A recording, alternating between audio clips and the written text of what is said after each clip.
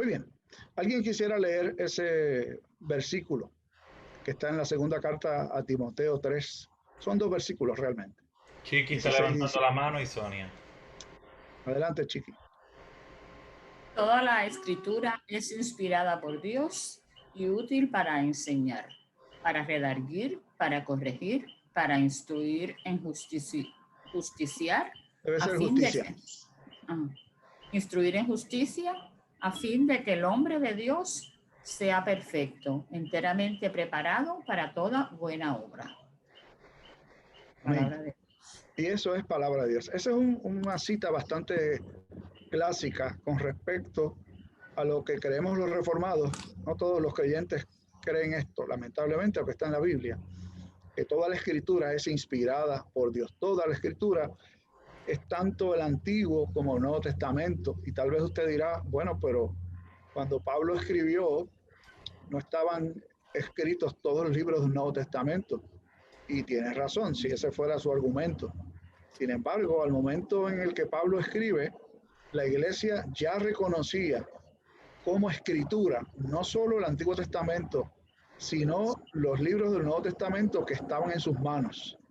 Llámese inicialmente las cartas, los evangelios y otras cartas que surgieron más tarde. La iglesia abordó los escritos del primer siglo como escritos de la Sagrada Escritura o como parte de la Sagrada Escritura, ¿no? Teniendo siempre en cuenta que fueran escritos por algún apóstol o alguien con conexión directa con alguno de los apóstoles. Por esa razón, el apóstol Pablo, cuando le escribe esta segunda carta a Timoteo, que se refiere al Antiguo Testamento inicialmente, porque Timoteo fue enseñado por su mamá y por su abuela, que eran judías y creyentes en Dios, pero también por los escritos que ya estaban a la mano del pueblo de Dios. Y esta verdad se ha mantenido por siglos. Nosotros nos aferramos a ella, que toda la escritura fue inspirada por Dios en primer lugar, y luego que tiene muchos fines. Y uno de ellos muy principal es enseñar, luego redarguir, corregir en justicia, instruir, de forma tal que el hombre de Dios sea perfecto. Perfecto no quiere decir perfecto en el sentido estricto de la palabra, sino perfecto en el sentido de que esté preparado, que esté listo, que esté al nivel que Dios quiere que el ser humano esté, para que pueda realizar toda buena obra. La interpretación fundamental de ese pasaje no es otro que la escritura nos ha sido dada para prepararnos, para capacitarnos, para vivir, como decía mi papá, como Dios manda. Si uno pudiera resumir, eso es lo que dice esencialmente aquí el apóstol Pablo. Les voy a pedir que si, como yo no los veo, si ustedes quieren interrumpir para traer alguna pregunta o algún comentario, levanten la mano para que los muchachos lo puedan ver y seguir. Yo tengo mi capacidad visual aquí amarrada con el texto. Muy bien, vamos a tocar algunos principios muy básicos cuando nos acercamos al texto sagrado y verán que algunos de ellos están muy a tono con lo que ustedes acaban de responder a la pregunta de cuáles son sus expectativas. La primera, y para mí más fundamental, es que la Biblia es un texto exhalado por Dios. Fíjense que utilizo aquí la expresión exhalado en lugar de inspirado, porque esa es la mejor traducción del texto. Cuando el apóstol Pablo le escribió a Timoteo y se traduce este verbo que él utiliza, inspirado, realmente en el texto original griego quería decir exhalado por Dios, es decir, que viene del aliento de Dios. Eso, si tomamos en cuenta la marcada diferencia que existe entre Dios y nosotros, ya es bastante decir.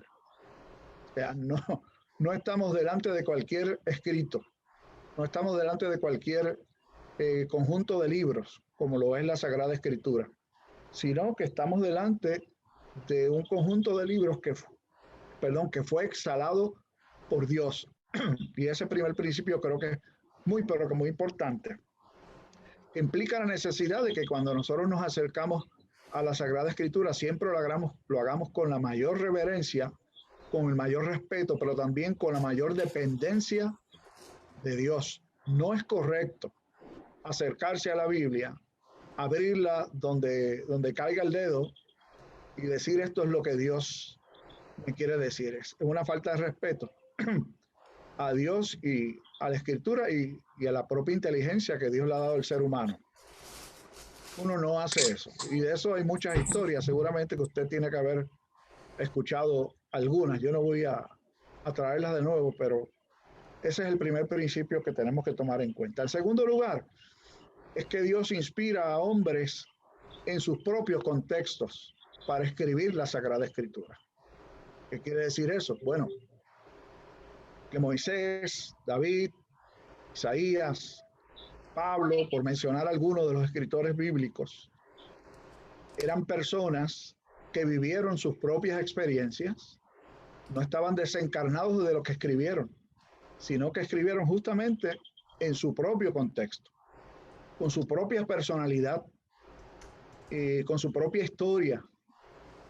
Y eso hay que tomarlo en consideración definitivamente. No es lo mismo, por ejemplo, leer y escudriñar un libro de Salomón, como lo es el libro de Eclesiastés, por ejemplo, que leer un libro del Pentateuco, de los primeros 5 libros de la Biblia, porque las personas que escribieron eran distintas, sus propios contextos eran distintos, los estilos literarios que utilizaron eran totalmente distintos, así que eso ya supone que la Biblia no es como cuando uno agarra el Quijote de la Mancha y empieza a leer desde la primera página hasta la última y sabe que fue un solo escritor.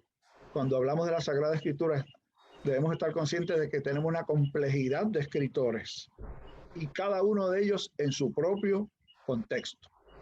¿Estamos claros sobre ese segundo? Carlos, Carlos tiene una pregunta. Adelante, Carlos. No, pastor, nada, que Pregunta quería o añadir comentario. que, Ajá. sí, no, que eso incluye a los profetas Sí, también. sí, obviamente, a todos los escritores bíblicos, sí. Por eso, sí. Sí, todos, absolutamente todos. Todos escribieron en sus propios contextos, con sus propias personalidades, sus propias falencias como seres humanos también, que eran imperfectos, ¿no? Seguimos. Sí. Otro principio fundamental es que, en cierto sentido, los escritos bíblicos todos nos son ajenos. ¿Qué querrá decir eso? Mirad lo que dice debajo. Son ajenos a nosotros. ¿Qué les dice a ustedes eso?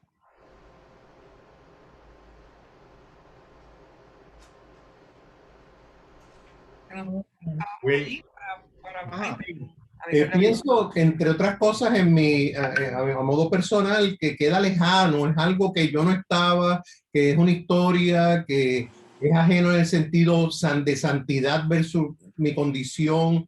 Tiene muchos factores que lo alejan de mí, que de alguna manera lo hace ajeno a mi persona y a lo que yo soy como ser humano. Muy bien. ¿Quién sigue? Sandra. Johnny.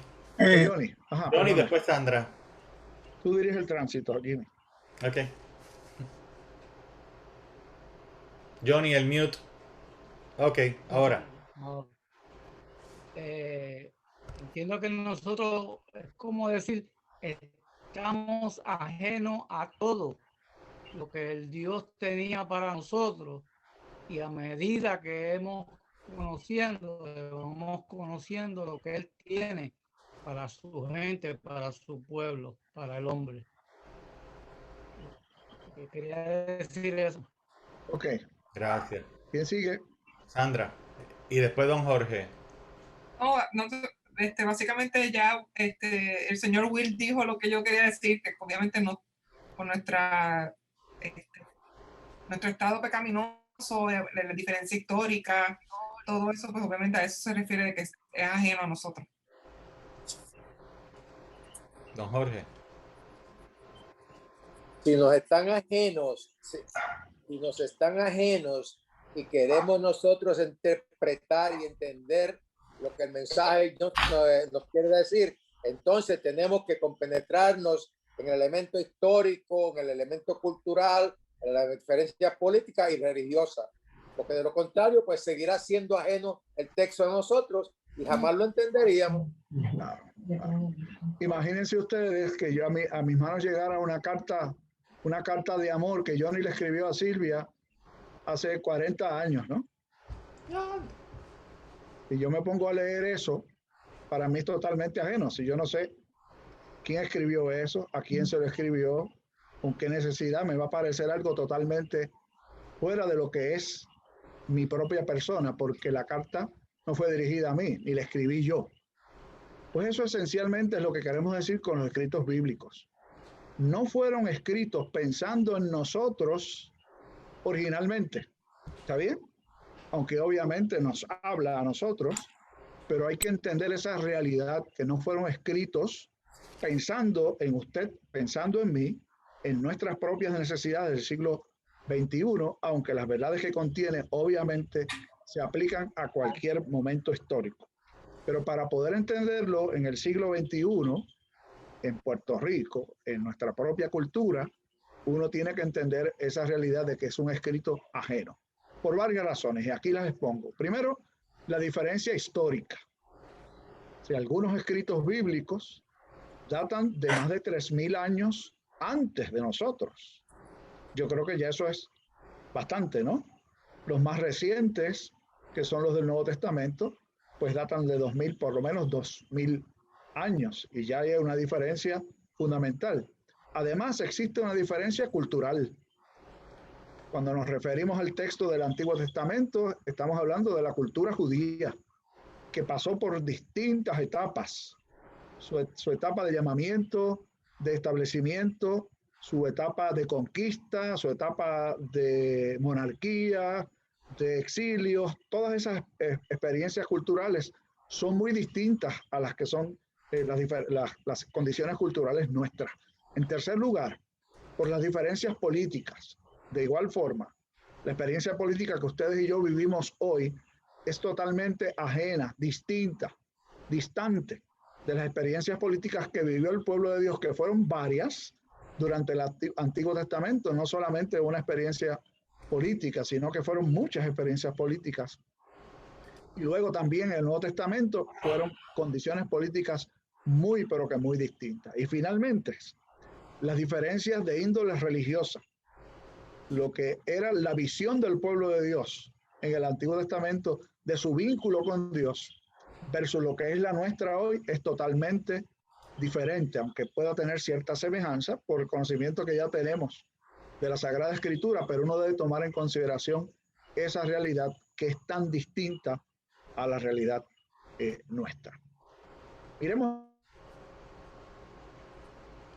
ahora algunos principios de interpretación bíblica. A la hora de tener un texto delante de nosotros, ¿qué elementos son importantes tener en cuenta como principios para interpretar de manera propia la Sagrada Escritura? En primer lugar, conocer al escritor. Como les decía hace un rato, la Sagrada Escritura, la Biblia, es una composición de una infinidad de escritores del Antiguo Testamento y el Nuevo Testamento. De hecho, si tomamos, por ejemplo, uno de el texto que vamos a examinar en un rato, que es del Evangelio según San Mateo, nos vamos a dar cuenta de que aunque Mateo es un evangelista, en el sentido de que es un escritor del Evangelio, Mateo y Marcos no son lo mismo, ni Mateo y Lucas, ni Mateo y Juan, ¿ok? Cada uno de ellos tiene una identidad distinta, tiene un trasfondo distinto, tiene un enfoque a la hora de escribir también distinto, aunque todos escriben el Evangelio. De hecho, si le hiciéramos esta pregunta, esta trivia, ¿cuántos evangelios hay? No contesten rápido. ¿Cuántos evangelios existen en la Biblia? Sandra está levantando un dedo. 1 dice. Ajá. Sandra dice 1. 1. ¿Quién da más? Carlos dice que sí con la cabeza. Ok, yo creo que más nadie va a decir que hay más de uno, ¿verdad? Parece que no. Son 4 evangelios. Es un solo evangelio según 4 escritores. Fíjense que es el evangelio según Mateo, o según Marcos, o según Lucas, o según Juan, pero es un solo evangelio. ¿Okay? Cada escritor le da su propio sabor a lo que escribe porque es una persona distinta, con enfoques distintos y como verán en unos instantes, con una intención y unos destinatarios distintos. Muy bien. Así que el primer principio es conocer al escritor. ¿Y cómo lo podemos conocer? Después les cuento. ¿Está bien? Segundo, conocer a los destinatarios. Es decir, a quién se escribió originalmente el texto bíblico. Bien. En el Antiguo Testamento había unos destinatarios según la época, según el momento histórico. En el Nuevo Testamento hay otros destinatarios según también su contexto, según la época, según el propio escritor, incluso. ¿Ven? Que no es tan sencillo como decir, bueno, yo agarré este versículo bíblico, lo leo y esto es lo que yo creo que tiene que decir. No, hay que cogerlo con calma, ¿saben? Y tratar de conocer quién lo escribió, para quienes lo escribió. Obviamente eso nos va a ofrecer una información vital a la hora de entender el texto bíblico. En tercer lugar, conocer el libro como un todo. Por ejemplo, si tomamos una de las cartas del apóstol Pablo, tal vez uno de los versículos más citados y peor citados de las cartas de Pablo es Filipenses 3:14. Ese versículo, Filipenses 4:13, invertir los números, es todo lo puedo en Cristo que me fortalece. Entonces, ese es un versículo que si se saca de su contexto, podríamos ponerlo a decir todo lo que el versículo no quiere decir. Y la mayor parte de las interpretaciones que yo he escuchado por allí tienen que ver con que todo lo que yo me proponga, si lo hago en Cristo o contando con Él, lo voy a poder conseguir. Y para nada es eso lo que quiere decir el texto bíblico, ¿ok? Y uno lo descubre conociendo quién escribió. Pablo no pensaba así. A quienes le escribió, es una carta de gozo, de gratitud por los hermanos en Filipos. Y cuando uno mira a los destinatarios, pero también mira el libro como un todo, se da cuenta de que Pablo estaba hablando de otra cosa allí. Pablo estaba hablando de su experiencia propia, de cómo había podido aprender a vivir no teniendo nada y teniéndolo todo. Entonces lo que Pablo está pronunciando no es un grito de victoria, ¿no? Voy a hacerlo todo en Cristo, ¿no? Sino realmente es una afirmación de que no importa cuál sea mi situación, sea tenerlo todo o no tener nada, puedo seguir adelante en Cristo, que me fortalece. Y pues eso es lo que sucede muchas veces cuando se toman textos fuera de su contexto y se crea un pretexto, y algunas iglesias están fundadas sobre un pretexto. De hecho, hay muchos grupos religiosos que están fundados sobre un pretexto, ¿no? Pretexto de la fe. De hecho, había una iglesia hace años que se llamaba Fe es la Victoria. Yo no sé cuántos de ustedes se acuerdan de haber escuchado de esa gente, pero a ellos los han seguido un número bastante amplio de grupos que se basan en una interpretación errónea de versículos como ese que acabo de mencionar. En cuarto lugar, nos conviene conocer los temas principales del libro. Recuerden que cada libro fue escrito con un propósito particular, dedicado a unas personas en particular, en un contexto en particular, y por lo tanto vamos a encontrar distintos temas en ese libro. Y leemos el libro como un todo, por eso les dije, léanse Mateo, busquen sobre Mateo, escudriñen sobre Mateo.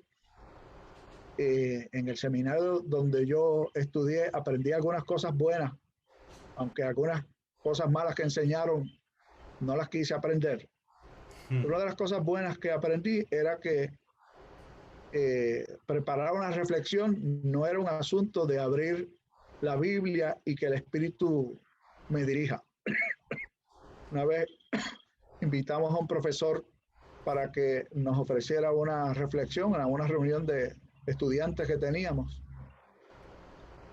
Y era con una semana de anticipación y él dijo, yo no puedo aceptarlo. Me tengo que preparar, necesito más tiempo. Y ese fue un golpe fuerte, ¿no?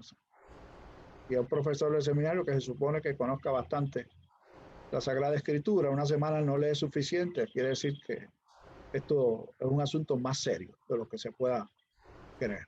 Bien, vamos a descubrir, en la medida en que conocemos el libro como un todo, los distintos temas principales del libro. Eso lo podemos conocer leyendo.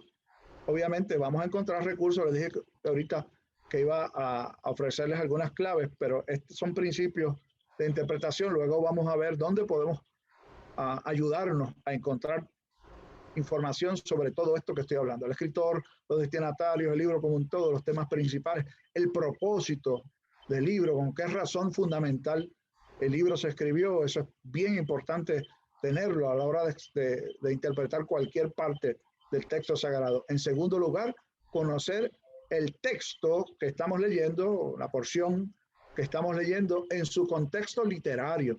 ¿Qué quiere decir eso? Bueno, que si tomamos, por ejemplo, un evangelio que es escrito de forma histórica, ¿no? Por ejemplo, tomamos a Mateo, con el que vamos a estar trabajando en un rato. Mateo nos narra el anuncio del nacimiento de Jesús, nos habla acerca de su nacimiento, nos habla acerca de la visita de los magos, luego nos va a hablar acerca del inicio del ministerio público de Jesús, cuando va al desierto a ser tentado, cómo comienza su ministerio, y uno va viendo en términos de literatura cómo se va armando la historia. Entonces, conocer el contexto literario implica saber qué lugar juega la porción que leímos dentro de esta historia que se nos viene narrando, tomando, por ejemplo, un libro histórico como lo son los Evangelios o otro libro histórico como lo es el libro de los Hechos. Es importante conocer el contexto literario. Cuando nos vamos a referir a otros libros, como unas cartas, por ejemplo, del Nuevo Testamento, conocer el contexto literario es saber que esto es una carta que es dirigida a una persona o a un grupo de personas o a una congregación y que va tocando temas, los va hilando. Entonces uno debe saber qué lugar ocupa la porción que leímos dentro de la línea literaria que lleva el escritor bíblico. Siguiente, importante conocer el texto ahora en su contexto histórico. ¿A qué nos referimos? Miren, cuando los libros de la Sagrada Escritura se escribieron, no se escribieron, hablando de los libros históricos, según los eventos iban sucediendo. Es decir, por ejemplo, Mateo no iba escribiendo según Jesús iba desarrollando su ministerio público. Mateo escribe después de que Jesús ha muerto, ha resucitado, ha ascendido al cielo. Ese es su contexto histórico, es distinto del contexto real de los eventos que él está narrando. Entonces, ayuda a interpretar el texto, conocer el contexto histórico en el que se escribe algo. Por ejemplo, vuelvo de nuevo al caso de los evangelios. El contexto histórico en el que los evangelios se escribieron, en términos generales, ¿cuál fue? ¿Qué momento vivía el pueblo de Dios cuando se escribieron los evangelios? Que se escribieron antes del año 70 de nuestra era. Ajá, persecución.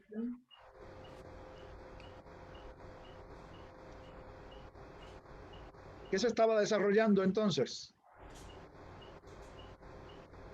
El nacimiento de la iglesia. Exactamente, se estaba desarrollando la historia, el desarrollo de la iglesia, es lo que estaba, ese es el contexto histórico en el que todos los escritores del Nuevo Testamento escriben, sean los evangelios o sean las cartas, se escribe en el contexto histórico de la vida de la iglesia. Los escritos del Antiguo Testamento se escriben en contextos históricos muy distintos, muy amplios, por cierto, ¿no? Los escritos más antiguos, que son los escritos del Pentateuco o la Torá, se escriben en el contexto histórico de un pueblo que está preparándose para la conquista, para asentarse en la tierra prometida. Otros libros del Antiguo Testamento se escribieron durante la época de la monarquía, otros se escribieron cuando ya el reino de Israel se había dividido en dos, otros se escribieron cuando estaban en el exilio. O sea, todos son contextos históricos distintos y hay que tomarlos en cuenta a la hora de interpretar qué es lo que se está diciendo allí. Ninguno de esos es nuestro propio contexto. Eso hay que tomarlo muy en cuenta, ¿ok? Uno no puede desencarnar el texto bíblico de su contexto literario y su contexto histórico. Lo que conviene es conocerlo. Y una vez lo conocemos, se abre la luz de nuestro entendimiento para ver que lo que el Señor nos quiere decir allí está íntimamente entrelazado con lo que era el contexto literario y el contexto histórico. Preguntas hasta aquí. Preguntas. Comentarios. Dudas. Todos estamos debidamente confundidos. Eso es correcto. Esperamos que no. Siéntanse libres de preguntar, por favor. Si no, yo entiendo que todos están de acuerdo y que no hay mucho que pelear. ¿Ok? Enid está levantando la mano. Enid, adelante, Enid. Buenas noches a todos. No, yo quería comentar que cuando uno escucha esto y observa todo lo que hay que hacer, el temor a Dios es aún mayor a la hora de acercarnos, porque se sabe que la responsabilidad detrás de todo el proceso de interpretar y hacer una reflexión, como usted habló ahorita, es bien grande. Y en ocasiones yo no puedo entender cómo hay personas que simplemente quieren abrir la Biblia y sin haber pasado por, quizás oran, pero sin haber pasado por todo un proceso, entran a interpretar, a hablar, a decir, cuando conlleva un proceso tan extenso y concienzudo para tú realmente llevar la palabra del Señor como se supone responsablemente. Totalmente de acuerdo contigo. Eso es lo que debería pasar. De hecho, si al final del taller ustedes se llevan eso en mente, pues yo considero que logramos el propósito. Por eso hay tanta falsa doctrina, ¿saben? Entre otras razones, ¿no? Pero yo creo que esa es una de las razones fundamentales.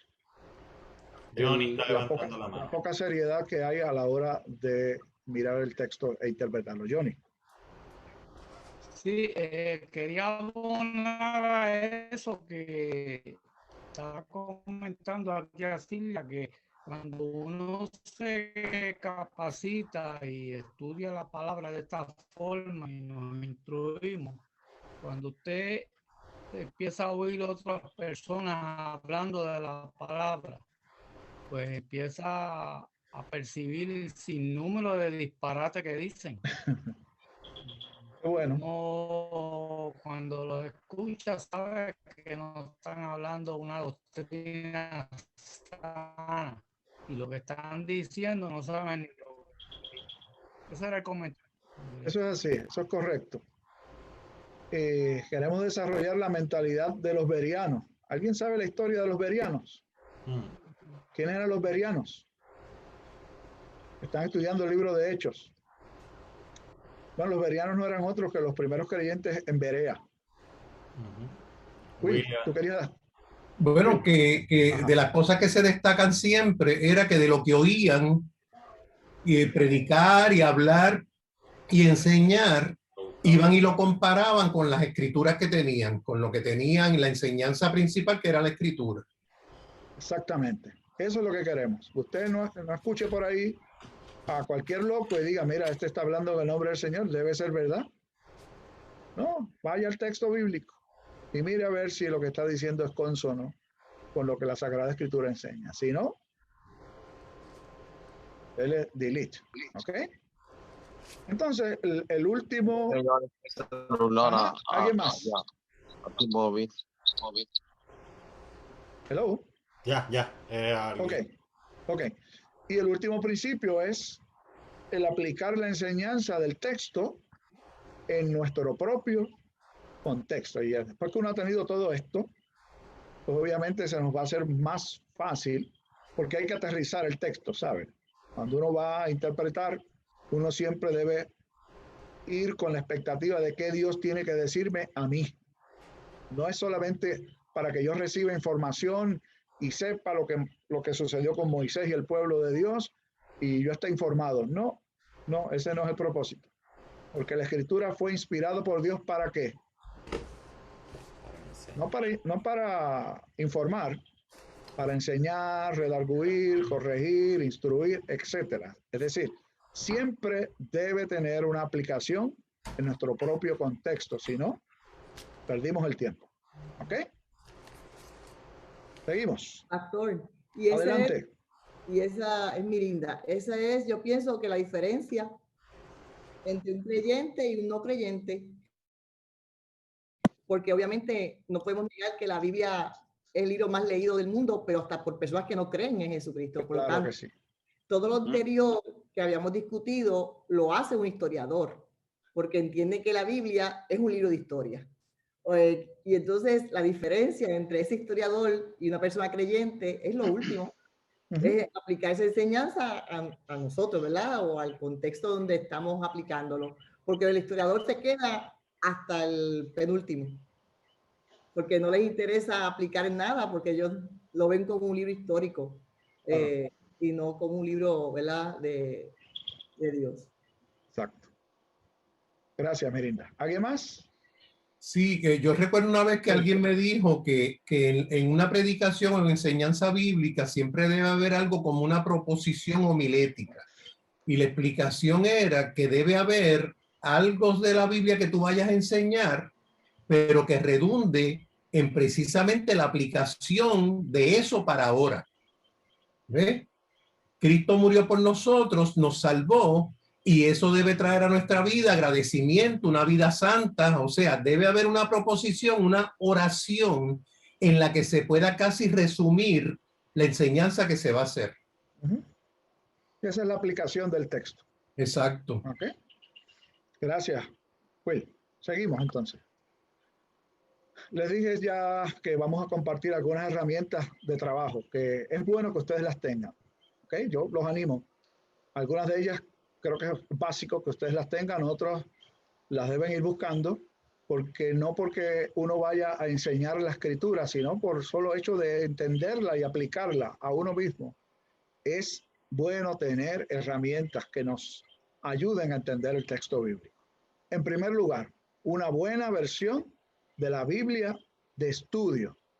Si no tienen una Biblia de estudio, háganse de una de ellas. Nosotros recomendamos dos Biblias de estudio que son la de la Reforma y la Reformada, ¿no? La Biblia de estudio, esa que está enseñando por ahí Jaime, una de ellas la estuvimos promoviendo en la iglesia, la Biblia de estudio de la Reforma, y es la que es color marrón allí en la pantalla de Jaime, y la otra es la versión de la Biblia de estudio se llama de estudio de la Reforma esta, ¿no? Y es la que promueve los ministerios Ligonier. Sí, la otra es la Biblia de estudio Herencia Reformada. Gracias, Alfredo. Herencia Reformada, una, y la otra es la de la Reforma. La ventaja de estas dos versiones de Biblias de estudio es que ambas son comentadas desde la perspectiva de la visión reformada, que es la visión teológica nuestra. Por eso nosotros la recomendamos altamente. Hay otras versiones de Biblia de estudios, pero obviamente van a estar sazonadas por la visión teológica de quien o quienes la preparan. Nuestra recomendación es tratar de conseguir una versión de la Biblia de estudio de la Reforma. Algunos de ustedes sé que la tienen, otros no, pero podrían hacerse de ella. Sencillamente comuníquense con nosotros. La iglesia no tenemos una distribuidora, no sacamos provecho económico en absoluto, al contrario, a la iglesia le dan un descuento, ese descuento se lo pasamos a sus miembros. Así que nosotros no tenemos negocios con con la Sagrada Escritura, pero obviamente por ser una institución de fe, una iglesia, conseguimos un precio mejor, al menos en el caso de la primera. La segunda, pues ahí no tanto, ¿no? Así que podría ser que la distribuidora nos ofrezca algún tipo de consideración y descuento. Si así fuera, se lo estaríamos pasando a usted de manera directa, ¿ok? En segundo lugar, otra herramienta muy, pero que muy importante y necesaria tenerla es una concordancia bíblica. Muchas Biblias traen su propia concordancia, magnífico. Otras no la tienen, así que usted no tendría que comprarse una Biblia con concordancia si es que ya tiene una buena Biblia, una buena versión de la Sagrada Escritura. Y hablando de versión de la Sagrada Escritura, hay muchas versiones. Nosotros, un servidor, recomienda la Biblia, la versión Reina Valera del 60, como la versión que es más apegada al texto original. Fue traducida por dos reformados de la escuela de Juan Calvino. Ya ustedes se imaginan por qué uno tiene preferencia por ellos. Cipriano de Valera y Casiodoro de Reina fueron de los primeros traductores de la Biblia al texto en español. Y pues se mantiene por años esta Biblia como una de las que están más cercanas al texto original. Obviamente podría haber algunos casos en donde uno estudia el texto y se da cuenta de que una traducción podría ser quizás mejorada de una u otra manera, pero en términos generales es una versión de la Escritura muy confiable para leer, la Reina Valera del 60. Puede haber otras que son buenas también. La Biblia de las Américas es bastante confiable, de hecho es la que utiliza como texto la Biblia de historia, la Biblia de estudio de la Reforma, utiliza la Biblia de las Américas, que es muy buena. Algunas por mencionar que no son buenas y que no recomendamos es la versión Dios habla hoy o la nueva versión internacional. No son buenos textos porque a la hora de traducirlos utilizaron fuentes que no fueron las fuentes originales. Estaban más interesados en transmitir una idea que transmitir el texto bíblico. Así que esa es la razón por la que no la recomendamos. Si usted tiene una, pues déjela por allí, no se la regale a nadie, porque no, pero preferimos utilizar la versión Reina Valera del 60 o la Biblia de las Américas. Una concordancia bíblica no es otra cosa que una herramienta para ayudarnos a conseguir en la Sagrada Escritura. Por ejemplo, usted tiene una palabra con la que está trabajando en el texto bíblico, que es padre, por ejemplo. Entonces usted puede buscar en una concordancia bíblica la palabra padre y allí va a encontrar un buen número de citas en donde se utiliza la misma palabra. Eso nos ayuda a ver que un texto en un lugar puede aparecer en otro, pudiera ser que tuviese un significado similar o pudiera no necesariamente serlo.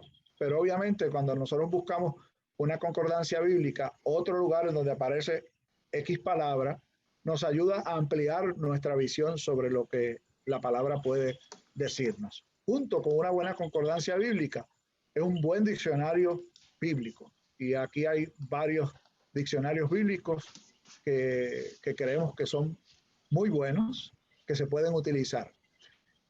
Una buena versión bíblica interlineal. Esa aparece más del Nuevo Testamento que del Antiguo Testamento. ¿Qué es?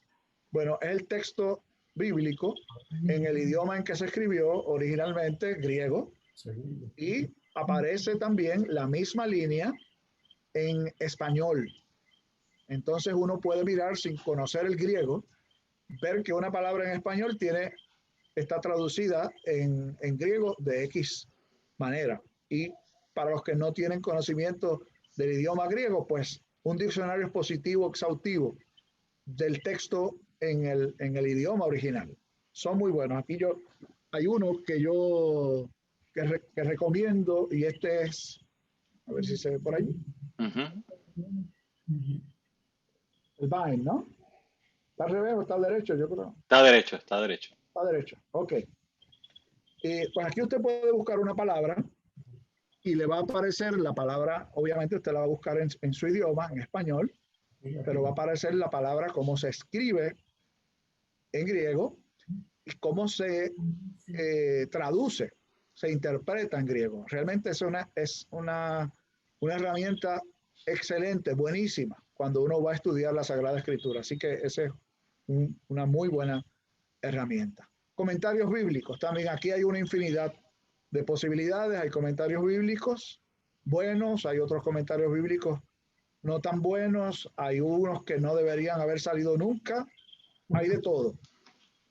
Pero nuestra recomendación es no acuda primero a un comentario bíblico. Utilice las herramientas que he mencionado antes. Luego vaya a un comentario bíblico. Y si va a ir a un comentario bíblico también, si va a adquirir uno, por favor, pida sus sugerencias y quizás le podamos ayudar a llevarlo a un comentario que sea lo más cercano a lo que es una visión reformada de la Sagrada Escritura. ¿Okay? Y finalmente, otros recursos didácticos como son mapas. De hecho, algunas Biblias contienen mapas.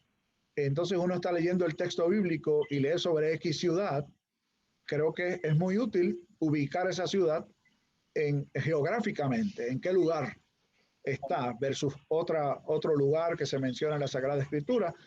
Nos ayuda a ubicarnos en términos geográficos. Preguntas, dudas, comentarios hasta aquí.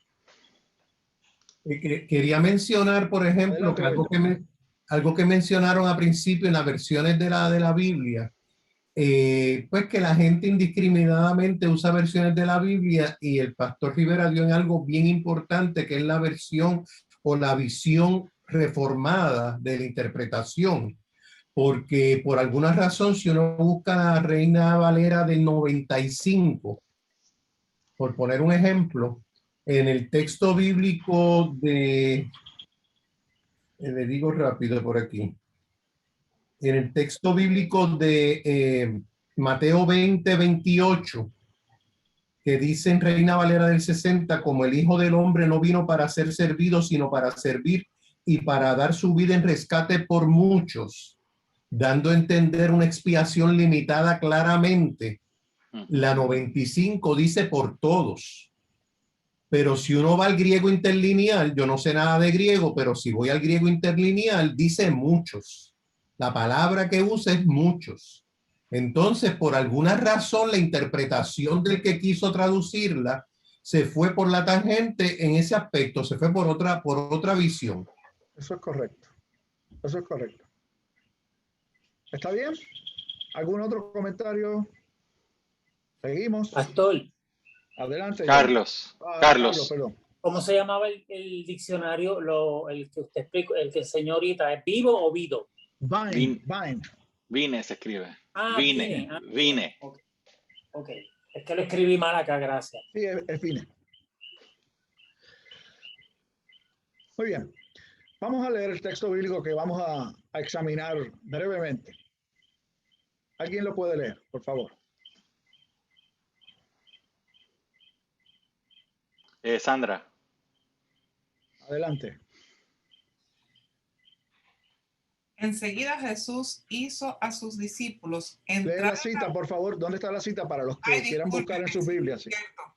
Pensé que lo había comentado, disculpe. Ejercicio práctico sobre Mateo 14, del 22 al 33. Okay. Mateo 14, del 22 al 33. Y dice así: enseguida Jesús hizo a sus discípulos entrar en la barca e ir delante de él a la otra ribera, entre tanto que él despedía a la multitud. Despedida la multitud, subió al monte a orar aparte, y cuando llegó la noche estaba allí solo, y ya la barca estaba en medio del mar, azotada por las olas, porque el viento era contrario. Mas a la cuarta vigilia de la noche, Jesús vino a ellos andando sobre el mar. Y los discípulos, viéndole andar sobre el mar, se turbaron, diciendo: un fantasma, y dieron voces de miedo. Pero enseguida Jesús les habló, diciendo: tened ánimo, yo soy, no temáis. Entonces le respondió Pedro y dijo, Señor, si eres tú, manda que yo vaya a ti sobre las aguas. Y él dijo, ven. Y descendiendo Pedro de la barca, andaba sobre las aguas para ir a Jesús. Pero al ver el fuerte viento, tuvo miedo y comenzando a hundirse, dio voces diciendo, Señor, sálvame. Al momento Jesús, extendiendo la mano, asió de él y le dijo, hombre de poca fe, ¿por qué dudaste? Cuando ellos subieron a la barca, se calmó el viento. Entonces los que estaban en la barca vinieron y le adoraron, diciendo, verdaderamente eres hijo de Dios. Palabra de Dios. Gracias. ¿Alguno de ustedes pudiera, sin entrar en explicaciones o interpretaciones, decir en sus propias palabras cuál es el contenido de este pasaje que acaba de ser leído? ¿Qué es lo que se dice allí? ¿Qué ha pasado? En Dios. La fe que debe tener uno en Dios. Sí, no, lo que quiero es que puedas decir en tus propias palabras qué es lo que dice allí, no una interpretación ni el mensaje, sino qué dice el texto, pero en las propias palabras de ustedes, obviamente. ¿Qué es lo que se narra? Bueno, los discípulos estaban solos en el mar y azotó una tormenta y vieron a Jesús caminando sobre el agua. Se asustaron, pero aún así, cuando le habló Jesús, ellos pues se calmaron, pienso yo, lo dice el texto, y que Pedro le dice, si eres tú, como para evidenciar si es verdad que tú eres Jesús, ordena que yo vaya donde ti. Y eso hizo Pedro, caminó, pero se hundió. Dios, que me quedó ahí la interpretación. Sí, sí, está bien, va. ¿Quién termina la historia? ¿Qué pasó después? Se hundió Pedro. Bueno, Jesús lo toma, lo alza del agua. Le dice qué poca fe tuviste, ¿verdad? Porque había huido y regresaron a la barca y se calmó la tormenta. Ok, ¿y cuál fue la reacción de los que estaban allí después? Reclamaron que verdaderamente era hijo de Dios. Muy bien, esta es la historia. Básicamente eso es lo que se narra allí. Lourdes está levantando la mano. Adelante, Lourdes. Sí, a mí me causa muy interesante todo eso que pasó. Antes de que pasara, Jesús fue el que le dijo a los discípulos que se montaran y se fueran. Sí. Eso es lo que me dice a mí que eso era el plan. No, todavía no quiero interpretaciones. Vamos a llegar ya mismo a eso. Gracias, Lourdes. Pero Jesús, ellos hicieron eso porque Jesús fue quien les dijo, móntense y vayan al otro lado. Definitivamente. Eso yo iba a decir, Lourdes, muy bien. Hay otra cosa. Ustedes son discípulos muy avesados. Ajá, sigue, Víctor. Hay otra cosa que posiblemente por eso fue que Pedro pidió andar sobre las aguas. Cuando Jesús le dijo a los apóstoles que cosas más grandes de las que yo he hecho harán ustedes. Estoy uniendo cabos. Sí, pero no interpretemos todavía. Nada más quería que me dieran su visión de lo que pasa allí, sin interpretación. Ahora vamos a utilizar algunas de las herramientas que compartimos hace un rato, los principios, cómo los podemos aplicar a este pasaje y cómo eso puede iluminar nuestra interpretación del mismo. ¿Ok? En primer lugar, conviene conocer, quién fue el escritor. El escritor fue Mateo. ¿Quién era Mateo? Mateo era un ex publicano. Un publicano era un cobrador de impuestos. Los cobradores de impuestos no eran simpáticos, no le caían bien a la gente, de hecho, eran odiados por los religiosos, pero sucede que él era judío también. Así que no solamente realiza una labor que la gente odia, sino que siendo judío, le ven como un traidor porque los impuestos que él recaudaba eran para el imperio romano. ¿Ok? Así que yo creo que ya de por sí podemos tener bastante información a la hora de examinar no solo este pasaje, sino todo el libro, de saber que Mateo era quien era. Pero fue llamado por Jesús, fue convertido en un discípulo de Jesús y eventual apóstol y escritor de Evangelio. Así que eso es lo que tenemos con respecto al escritor. Yo creo que esa información ya nos puede empezar a arrojar bastante luz. En segundo lugar, los destinatarios. ¿Cómo sabemos a quiénes Mateo se dirige fundamentalmente? Bueno, ya con leer el texto bíblico podríamos tener algunas claves, pero no necesariamente todas. ¿Cuáles claves podríamos tener? Bueno, cuando uno examina el texto completo, todo el Evangelio, y lo compara, digamos, con Marcos, o con Lucas, o con Juan, vamos a descubrir enseguida una diferencia fundamental. ¿Cuál es? ¿Cómo comienza el Evangelio de Mateo? ¿Alguien puede abrir su Biblia y ver cómo comienza el Evangelio de Mateo? Lo cual no hace ninguno de los otros evangelistas.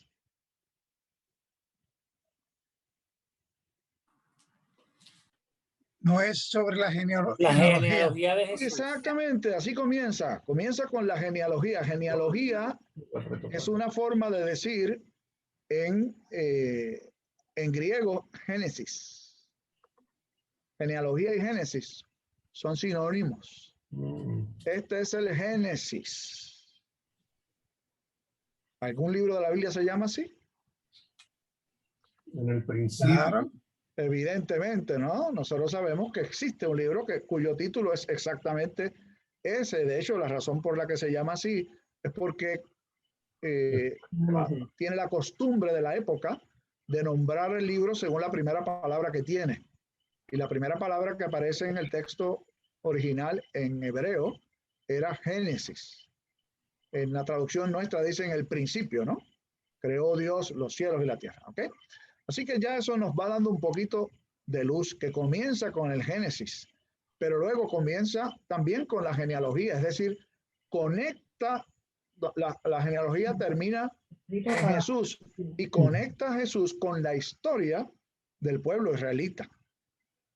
Si seguimos examinando el libro, nos vamos a dar cuenta de que es de todos los evangelios el que más citas del Antiguo Testamento contiene. Ningún otro evangelio tiene tantas citas del Antiguo Testamento como las tiene Mateo. Nos paramos allí. Y ya eso nos da bastante luz. Si escribe con un lenguaje o con un estilo similar al primer libro de la Biblia judío, si trata de conectar a Jesús con la historia del pueblo judío, si citan más el texto judío que es el Antiguo Testamento que ningún otro, yo creo que ya eso nos va diciendo que este escribió pensando en los judíos. De hecho, esos son sus destinatarios, el pueblo judío. Y no eran judíos amigos suyos. De hecho, la manera en que él se refiere a los judíos en el Evangelio nos va a dejar saber que las relaciones entre él y los judíos no eran buenas. Y si uno conoce quién lo escribió nada más, Mateo, recuerden que no era bien visto por sus propios hermanos judíos, ¿no? Y él se refiere a los judíos en algunas instancias como ellos, los judíos, siendo él un judío. Así que él escribe a la comunidad judía del primer siglo, no a la comunidad judía creyente, que ese era un sector, que era la iglesia, ¿no?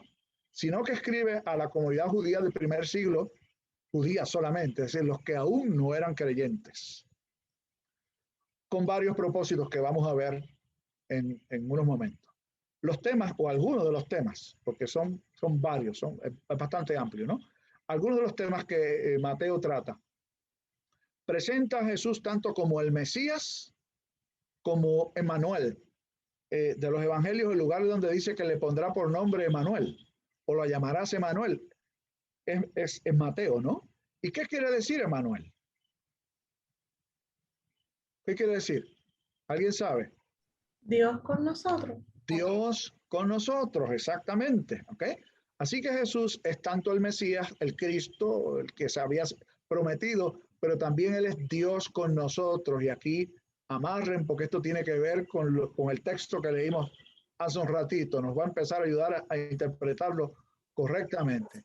Y es ese Emanuel de Dios cumpliendo todas las promesas antiguas y trayendo el reino de Dios a la tierra. Esos son los temas fundamentales de Mateo. Él quiere convencer a los judíos que no eran creyentes de que Jesús es el Mesías prometido, de que Jesús es Dios con nosotros y de que en Jesús se cumplen todas las promesas que están en el Antiguo Testamento, y en la medida en que Él las cumple, trae el reino de Dios a la tierra. Por lo tanto, es presentado como el Rey de Dios también.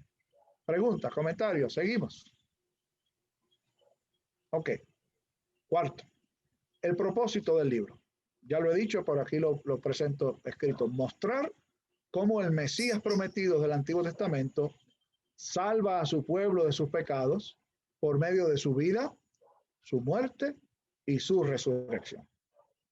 Verán que Jesús realiza milagros, que profiere enseñanzas, pero su misión fundamental es salvar a su pueblo de sus pecados. Y las sanidades y las enseñanzas sirven al propósito de confirmar que Jesús realmente es el enviado de Dios. No tiene el fin en sí mismo, aunque parezca duro decir, de traer salud a la gente y de enseñarles a la gente, sino que en la medida en que Jesús sana y en que Jesús enseña con autoridad, autentica quién es Él, autentica su persona, su ministerio, su misión. ¿Ok? Siguiente, el contexto literario del pasaje que leímos, ¿no? Jesús se presenta allí, como saben, Él ha alimentado a la multitud. ¿Alguien iba a decir algo? No, ok. Él ha alimentado a la multitud, ha despedido a los discípulos, como bien dijo ahora Lourdes, lo que tú dijiste, era el momento para traerlo. Él ha despedido a los discípulos, es decir, literalmente los forzó a irse. Y esta constituye la primera vez en todo el Evangelio, desde que Jesús comienza a llamar a sus discípulos, en que Él no está con ellos. La primera vez es esta. Y no está con ellos porque Él los manda a irse. O sea, Jesús propicia la separación física entre Él y sus discípulos. ¿Ok? Luego, Jesús es Emanuel, como he dicho hace un rato. ¿Por qué? ¿Qué conexión puede tener el Emanuel, que quiere decir Dios con nosotros, con el texto que leímos hace un rato? Yo creo que ya casi se los dije, ¿no? Mandó a los discípulos a que se fueran solos. Llegar caminando hasta donde Él. Él es Emanuel. Por lo tanto, la visión de los discípulos podía ser que si Él está con nosotros, Dios está con nosotros, pero si no está. ¿Qué pasó? ¿Ok? Pero por allí viene parte de la enseñanza. Jesús es el Emanuel, Mesías, que quiere decir el Cristo, el ungido de Dios, el prometido de Dios. También es presentado como el hijo de Abraham. Todo esto que estoy mencionando ya se ha dicho en los capítulos anteriores al texto que leímos. Jesús es presentado como el hijo de Abraham. En la genealogía, Jesús se conecta con Abraham. Jesús es presentado como el nuevo Moisés.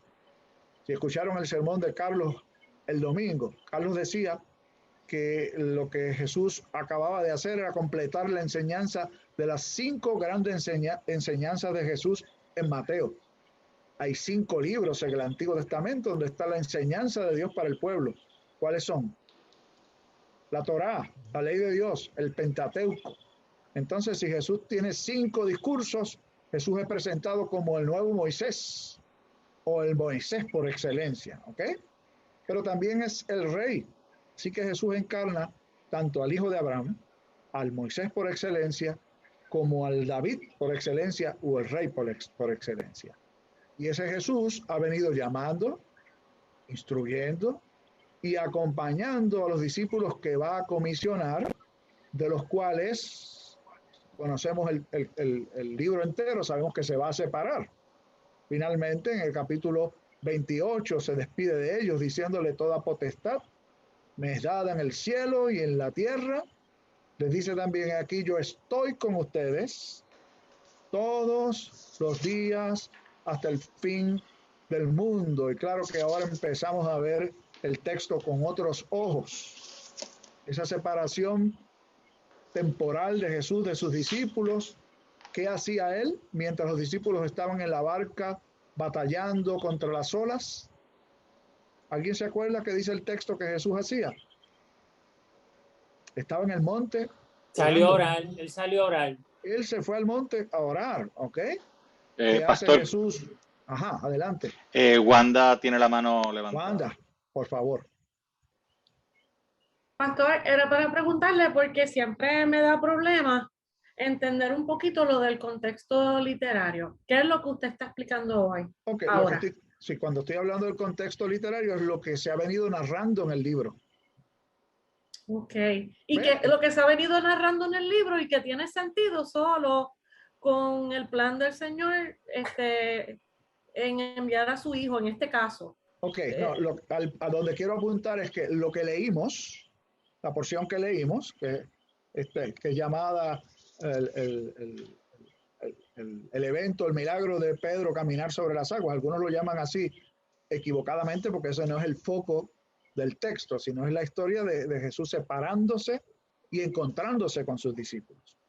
Eso lo entendemos mejor cuando conocemos el contexto literario, que se ha venido narrando, según leemos todo el Evangelio hasta ahí, hasta el capítulo 14. Entonces se ha venido narrando la genealogía, de allí entonces tomamos que Jesús es el hijo de Abraham. Se ha venido presentando a Jesús en el sermón, el conocido Sermón del Monte, que son esos 5 bloques de enseñanza de Jesús. Se presenta como el nuevo Moisés, se presenta como el rey, luego llama a los discípulos, los instruye, los va acompañando y entonces llega este momento. Ese es el contexto literario. También usted hizo eso Ajá. cuando, por ejemplo, usted predicó acerca de la parábola del hijo pródigo, que usted nos dijo que cuando veíamos en el contexto, no era la parábola del hijo pródigo, sino usted mencionó que era un magnífico ejemplo de los dos hermanos, que presentaban dos. Exacto. Si vimos el contexto histórico de esa parábola que está allí, lo que está sucediendo históricamente, en lo que nos viene narrando Mateo, es que Jesús tiene unos choques con los líderes religiosos de su tiempo, que lo señalan y lo condenan porque los pecadores andan con Jesús o Jesús anda con ellos y los recibe. Entonces, ese es el contexto literario. En ese contexto literario Jesús profiere la enseñanza. Y la enseñanza, sacada de contexto, parece ser la historia del hijo pródigo que se fue y regresó y es el héroe. No, ese no es el foco. El hijo pródigo, ¿a quién representa? A los publicanos, a las prostitutas, a los pecadores. El hermano del hijo pródigo, ¿a quién representa? A los religiosos del tiempo de Jesús, que estaban con él y no lo recibían, que ven llegar a su hermano, el hijo pródigo, y no se alegra con él, que ven llegar a los pecadores y no se alegran con ellos, ¿ok? Y obviamente cuando uno ha mirado el contexto histórico se da cuenta de que la historia, su eje principal no es el hijo pródigo y su regreso, es la historia del padre que ama y que quiere enseñar a sus hijos, tanto al pródigo que se fue como al pródigo que se quedó en la casa y no disfrutaba de la compañía de su padre. Muy buen punto, Wanda. ¿Ok? Seguimos. Ok, entonces luego llegamos al contexto histórico. Cuando Mateo escribe, que fue años después, no tantos, pero lo que él narra sucedió en los años 30. Lo que escribe sucedió cerca del 50 al 60, es decir, unos 20 años después. El contexto histórico era distinto. La iglesia, cuando Jesús vivió y desarrolló su ministerio, técnicamente hablando, no existía. Sin embargo, cuando Mateo escribe, la iglesia sí existía y había sido llamada por el Señor para cumplir con una encomienda. Les traigo de nuevo a Mateo 28, cuando Jesús envía a sus discípulos: toda potestad me es dada, y en virtud de esa potestad los envía a hacer discípulos a todas las naciones. Ese es el contexto histórico. A esa gente es que Mateo, o sea, con esa gente en términos de su contexto es el que le escribe, aunque escribe inicialmente pensando en los judíos que necesita que conozcan. Pero en el momento en que Mateo les escribe, la iglesia ya existía y la iglesia recibe este evangelio también. Por lo tanto, la iglesia tenía que aprender en su contexto histórico cómo esa historia que se narró allí se aplica a su propia situación, a su propia experiencia, ¿ok? Y ahora venimos a la aplicación en el contexto histórico, conociendo que la iglesia está cumpliendo con su misión sin la presencia física de Jesús, pero con su intercesión, él dijo que estaría a la diestra del Padre, y con su espíritu que habría de enviar. ¿Cómo aplicamos ahora el texto bíblico y entendemos muchísimo mejor? Bueno, voy a hacerlo yo para avanzar con el tiempo. Jesús envía a sus discípulos, ¿ok? Señal o símbolo de lo que Jesús haría cuando se fuera, cuando ascendiera al cielo. Envió a sus seguidores a predicar el evangelio. Se va, los envía en una barca. La barca es una representación de lo que es la iglesia. Los discípulos representan a la iglesia en su misión.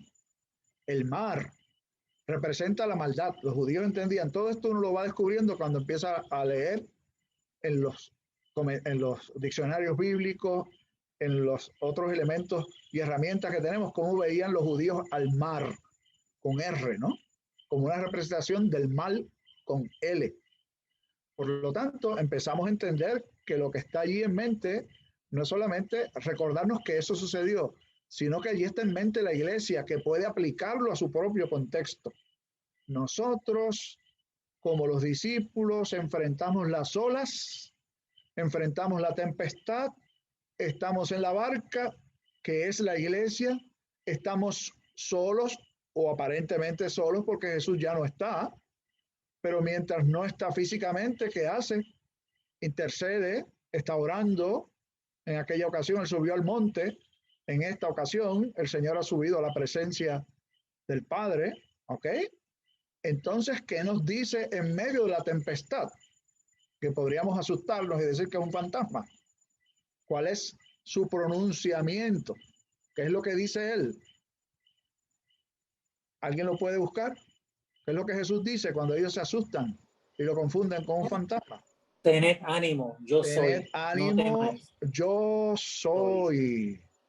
No temáis. Y eso es bien importante. Jesús les dijo, yo soy. Y saben que yo soy quería decir, yo soy Dios. El nombre. Porque esa es la manera en que Dios se identifica en el Antiguo Testamento. Y podemos ir al libro de Éxodo, cuando el Señor llama a Moisés y le pregunta a Moisés, ¿quién me envió? Y él le va a decir, yo soy, te envió. Por lo tanto, la expresión de Jesús, yo soy, no quería decir, yo soy Jesús. No, quería decir, yo soy. Si no lo hubiera dicho, yo soy Jesús, no dijo eso. Dijo, yo soy.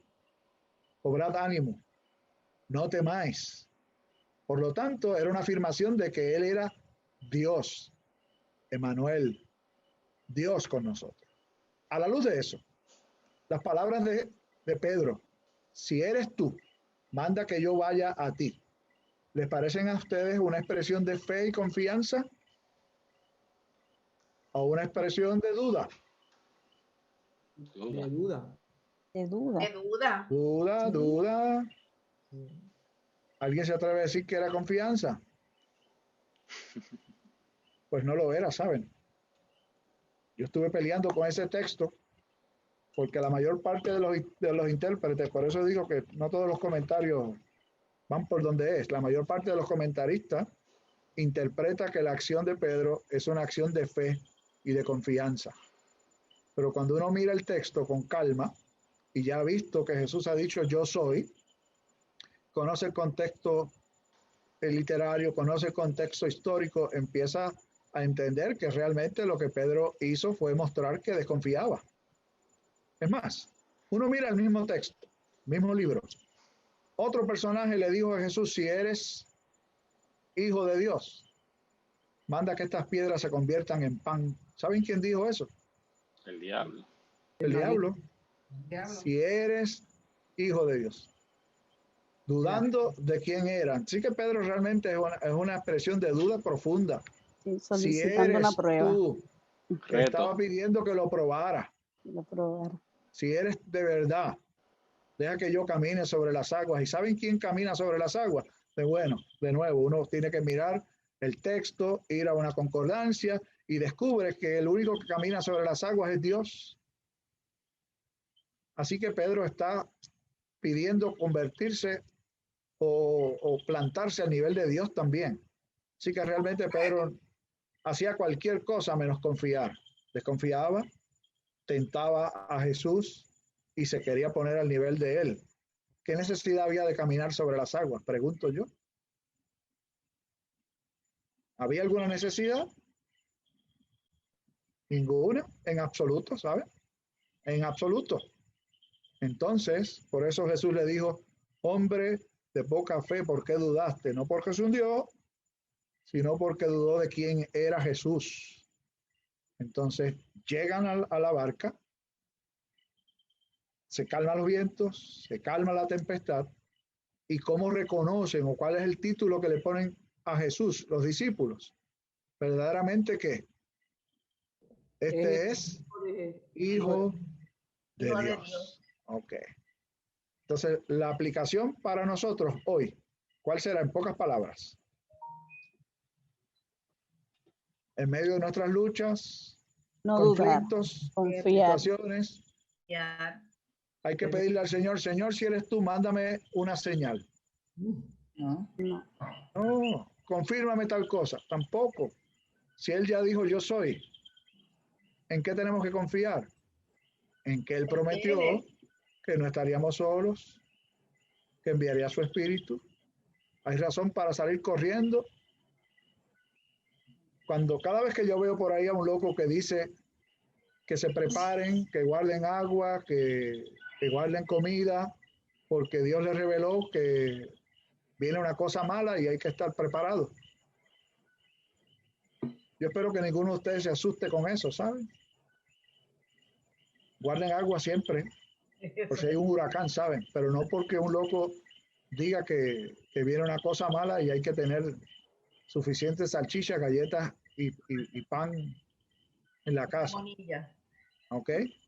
Y mucho menos estar contagiando a otros con esa mentalidad, con ideas absurdas, ¿no? El creyente tiene que vivir confiado, porque el Señor está con nosotros, intercede por nosotros.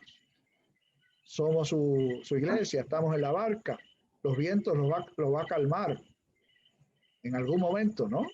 La tormenta no va a durar toda la vida. Debemos confiar en el Señor. ¿Ok? Fuimos corriendo, realmente yo estuve pensando si hacíamos esto en 2 sesiones o en una, pero bueno. Les voy a dar una asignación de trabajo para que se entretengan. ¿Ok? Para que lo hagan durante la semana, con tiempo. Mateo 16, del 1 al 4. Con la información que hemos compartido, ustedes van a leer el texto, van a tratar de hacer el ejercicio como lo hicimos con el texto anterior. Lean el libro, si tienen una Biblia de estudio, lean, documentense. Les di Mateo porque ya lo trabajamos un poco y tienen un la ya para poder empezar. Pero seguro que van a poder hacer una mejor interpretación del texto con esta información que tenemos a la mano. ¿Dudas, preguntas, comentarios? Mateo 16. Del 1 al 4. Sí, 4 versículos nada más. Un comentario de la pastora es que... Adelante. Me quitó el cargo de conciencia que yo tenía, porque en la Biblia de Estudio Reformada que tenemos, en el comentario dice que la petición de Pedro a Jesús mostró su fe en él. Y yo decía, pero es que no puede ser. Pero ese es el comentario que está en la Biblia. Claro, sí, sí. O sea, ¿cómo va a demostrar su fe? Entonces lo comentan y ahora puse ojo, porque dije, contra, era lógico, yo pensaba porque si tuviera suficiente fe no se hubiera hundido. Pero recuerden que los comentaristas son seres humanos también, ¿sabes? Lo que yo decía, uno tiene un pensamiento y uno dice, pues obviamente no mostró su fe en él, como dice el comentario, pero yo decía, pero como, mi duda era que la Biblia lo decía, el comentario, obviamente. El comentario. Yo decía, pero no creo eso así, yo dije, yo debo estar bien mal, pero ya. Así es. ¿Algún otro comentario? Pregunta. Duda. Sí, Norma tiene una pregunta. Adelante, Norma. Pastor, la única pregunta, cuando habla de la cuarta vigilia, yo quería que me explicara, me parece que es una hora de la noche o de la madrugada. Claro, sí. Los judíos dividían el día en dos. El día y la noche. La noche comenzaba a las 6 de la tarde y concluía a las 6 de la mañana. Entonces se dividían esas 12 horas en 4 vigilias. La primera vigilia era de 6 a 9, la segunda de 9 a 12, la tercera de 12 a 3 y la cuarta de 3 a 6. Entonces lo que el texto quiere decir, que entre esas horas de 3 de la mañana a 6 de la mañana fue que Jesús se apareció. Es la cuarta vigilia. Gracias. Sí, seguro. ¿Alguna otra pregunta, comentario, muchachos?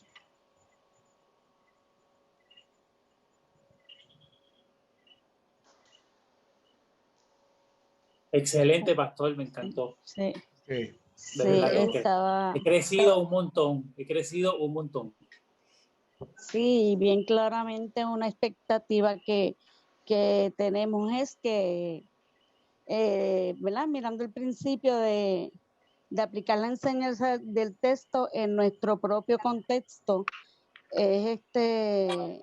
nosotros vamos a aprender entonces aquí, a cuando pues se lea la palabra, cuando los pastores y todos nos hablen, pues va a ser más fácil entenderlo todo.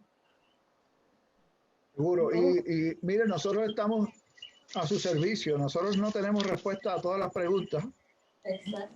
Ni somos expertos de manera absoluta tampoco, pero estudiamos el texto y tratamos de ser fieles y ayudarles a ustedes a que sean fieles al texto. Lo más importante es que uno sea fiel al texto, porque como decíamos el primer principio, es que la Biblia es exhalada por Dios, o sea, es Dios hablándonos. Así que uno debe respetar el texto cada vez que vaya a estudiarlo y a interpretarlo. Así que si se les atora algo, llamen, pastor, tal cosa, Carlos, tal cosa, y en lo que podamos, compartimos con ustedes. Me encantaría que eso pasara. Gracias mil, pastor. Nancy, qué bueno. Nancy. Dios me la bendiga. Un abrazo a usted y al doctor. Qué bueno que están ahí. Gracias. Ajá. ¿Alguien más tiene algún comentario para cerrar? La próxima clase, ¿cuándo es? ¿Cuándo es la próxima? La propuesta mía es que con esa asignación que hicimos, con esa asignación que les dimos, realicemos un taller, ¿ok? Denos tiempo para setear la fecha y darle tiempo a ustedes que puedan hacer el ejercicio y estudiarlo. ¿Está bien? Pero lo vamos a estar anunciando. ¿Okay?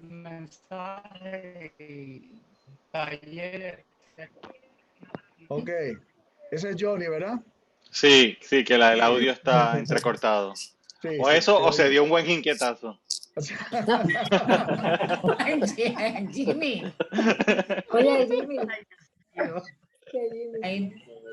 Ay, Yori, que Dios te bendiga. De verdad que estuvo muy bueno, pastor. Muy bueno, excelente. Excelente, bueno. sí. Con deseo de hacer otro. Bueno, queremos que ustedes desarrollen apetito por estudiar. Muy bueno, Por la gracias. palabra. ¿Ok? Gracias, pastor. Ah, mira, Leocha y Zulma. Dios los bendiga, muchachos.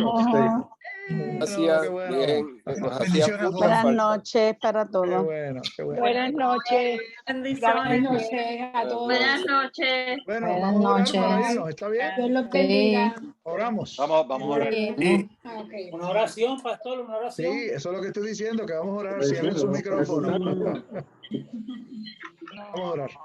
Amante Padre, gracias te damos por tu palabra, fuente inagotable de dicha y bien. La única regla infalible que tú nos has dejado. Por la oportunidad de acercarnos a ella, de escudriñarla, de trabajar juntos de manera seria. Gracias te damos. Bendícenos, bendice a tu pueblo. Por Jesucristo el Señor lo pedimos. Amén.